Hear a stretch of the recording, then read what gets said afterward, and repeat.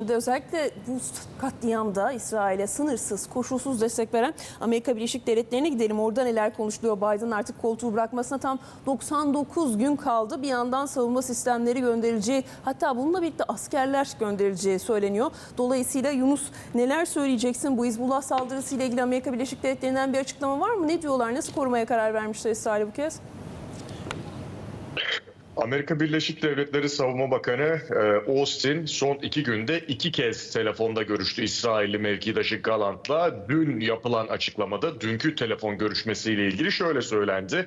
Bugün Hizbullah tarafından düzenlenen insansız hava aracı saldırısında öldürülen İsrail askerleri için taziyelerini iletti denildi. Ayrıca Bakan Austin önümüzdeki günlerde İsrail'e bir ABD terminal yüksek irtifa alan savunma sisteminin bataryasının konuşlandırılmasının duyurmasıyla birlikte ABD'nin İsrail'in güvenliğine olan derin bağlılığını yeniden ilettiğini de yazdılar. Yani ABD hem başsağlığı diledi hem de daha fazla yardım yolda, bekleyin mesajını dün ve dünden önceki gün bu telefon görüşmeleriyle Tel Aviv'e iletmiş oldu. Tabii bu son bir yıldır, geçtiğimiz yılın 7 Ekim'inden bu yana yaşanan gelişmelerde kesinlikle bir dönüm noktası. Neden? Çünkü bugüne kadar Biden yönetimi Amerikan postalları sahaya değmeyecek demişti. Ben de defalarca mesela bunu sorguladığımda Pentagon'da hayır böyle bir niyetimiz yok, Amerikan postalları sahaya değmeyecek demişlerdi. Ancak geçtiğimiz hafta tabii CNN Türk'ün sorduğu soruya geçiştirilmesi o sorunun ve cevap verilmemesi hangi soru? Siz İran'a İsrail'le birlikte saldıracak mısınız? Ortak askeri operasyon yapacak mısınız sorusunun geçiştirilmesinin önemli bir indikasyon olduğunu söylemiştik. Neden? Çünkü bir kapı kapatılmamıştı ilk kez savaşta. Ve bunun da etkisini hemen hafta sonunda gördük. Çünkü yine ilk kez yaşanan bir olayı duyurdular. Yani Amerikan askerleri İsrail'e gidecek. Peki bu noktada gerek Hizbullah saldırıları olsun, gerek İran'ın olası saldırısı olsun, Amerikan askerleri ölürse, Amerikan askerlerine bir zarar gelirse peki bu sefer ABD sıcak olarak çatışmaya girmek zorunda kalacak mı? İşte bütün bu denklemleri konuşurken aylardır Amerikalılar hep şunu söylemişti. Hayır, bizim böyle bir niyetimiz yok. Ancak bunun değişmesi de insanlara şu yorum yapmasına sebep oldu. Acaba gerçekten de İsrail kendini yeterince savunamıyor mu?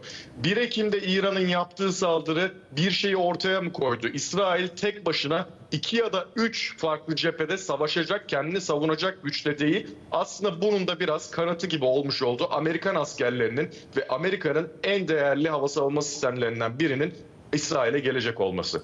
Yunus, şimdi sana bir sorum daha olacak. Özellikle İsrail bu Lübnan'daki Birleşmiş Milletler Barış Gücü'nün üstünü saldırıları günlerdir konuşuyoruz. İşte yeniden bir saldırdı. Dolayısıyla tepkiler devam ediyor. Ankara'dan da elbette tepkiler var bu konuda ama şunu da tabii konuşalım. İsrail'in geçmişi de sabıkalı. İsrail 1967 yılında da bir Amerikan üst gemisine saldırarak 34 denizciyi öldürmüştü. Yıllar sonra eski bir Amerikan Savunma İstihbarat Teşkilatı görevlisi İsraillerin Liberty'nin Amerikan gemisi olduğunu bildiklerini belirtmişti. Dolayısıyla İsrail o gün Amerika Birleşik Devletleri'ne neden ve nasıl saldırmıştı? Kısaca hatırlatır mısın?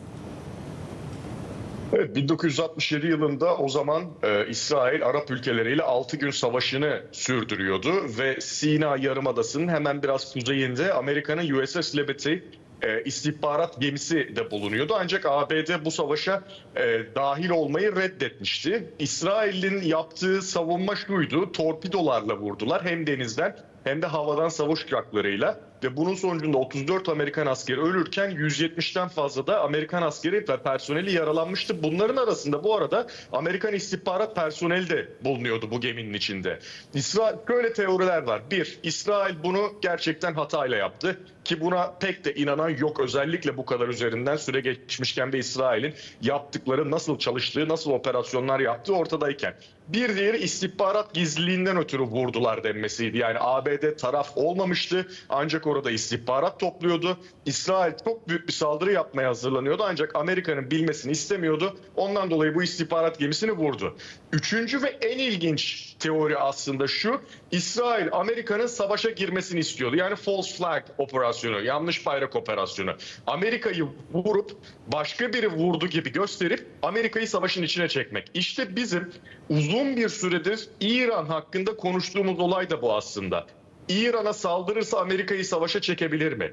Temmuz'da kongrede yaptığı konuşma, o günden bu yana yaptığı konuşmalar, yani Netanyahu'nun artık savaşı bu kadar büyütmüşken Gazze, Lübnan, İran, Yemen, buralarda tek başına mı savaşabilir, yoksa bir şekilde Amerika'nın zarar görmesini sağlayıp onları savaşa mı çekmesi lazım? İşte bu 100 civarı Amerikan askerinin İsrail'e gelmesi ondan dolayı çok tehlikeli bir dönüm noktası ve bölgenin tarihini değiştirebilecek bir olay. Çünkü o 100 asker bu bataryayı işletirken ölürse ya da yaralanırsa, İran direkt bir saldırıda bulunursa ilk olarak Washington'dan, buradan sesinin çıktığını duyacaksınız. Çünkü kongre üyeleri bu sefer başlayacak. Amerika İran'ı vursun, direkt savaşa girelim diye. Çok çok tehlikeli işler aslında yaşanabilir. Eli kulağında olabilir bu konuşlandırmayla. Yunus, Zekeri Türkmen, hayırlı günler olsun sana. Şöyle bir durum var. Biliyorsunuz UNIFIL, Birleşmiş Milletler'in barış gücünün hem daha önce de ve dün itibariyle de vurdu biliyorsunuz İsrail. Hem yerini bilmesi hasebiyle ve tabiri caizse dalarak içeriye tehditvari bir durumda ki girmemesi gerektiğini bildiği halde böyle bir durum yaptı. Bir gözdağı verdi aslına bakarsanız Birleşmiş Milletler'e. Amerika'daki kamuoyu bu konuyla ilgili ne söylüyor? Amerikan yetkililerine bir açıklama var mı konuyla alakalı? Açıkçası artık Amerika Birleşik Devletleri kamuoyunun da bu bütün yaşanan olaylarda her birine farklı tepki vermesi de mümkün olmuyor Zeki Hocam. Çünkü o kadar çok şey yaşandı, Amerika o kadar çok destek verdi farklı olaylara. Mesela dün akşam bu yaşanan görüntüde İsrail'in saldırısından sonra Filistinlilerin canlı diri diri yakıldığı görüntüler ortaya çıktı. Şimdi bunların hepsi o kadar çok tepkiye sebep oluyor aslında toplumun belli bir kesiminde. Ancak sizin elinizde 2 tane başkan adayı var. Başka da çok bir tercihiniz yok. Ya biri ya diğeri başkan olacak. İkisi de şunu söylüyor. Daha Kamala Harris geçen gün söyledi. Benim İsrail'le bağlılığım ömür boyudur dedi. Yani öyle gelip geçici bir heves değil. Ömür boyu bağlıyım İsrail'e. Peki Donald Trump ne diyor öbür tarafta? Ben İsrail'in savaşını sonuna kadar destekleyeceğim. Netanyahu'nun işini bitirmesine izin vermeliyiz. Ben olmasam İsrail yok olur diyor. Yani böyle bir seçim atmosferinde seçime 20 gün, 3 hafta kalmış. Yani bu noktada Amerikan halkının tepkisi de maalesef boşa düşüyor. Çünkü kim yönetecekse bu ülkeyi 3 ay içinde, Büşra söyledi, artık 100 günden daha az bir süre kaldı.